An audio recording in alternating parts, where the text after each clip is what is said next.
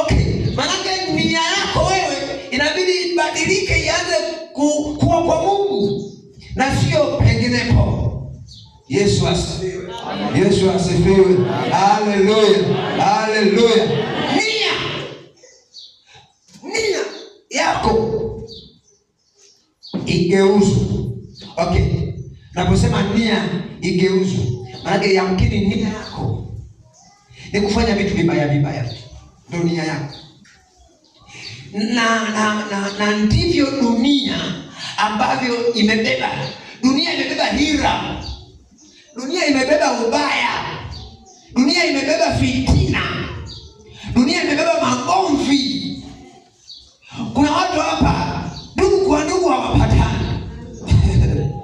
Marafiki hawapatani. Waimba kwaya hampatani. Kanisa hakuna maelewano. Hiyo ni dunia, sio Mungu. Kwa hiyo mimi nasema mgeuzwe kwa kufanya upya nia. Nini kilichoko ndani ya moyo?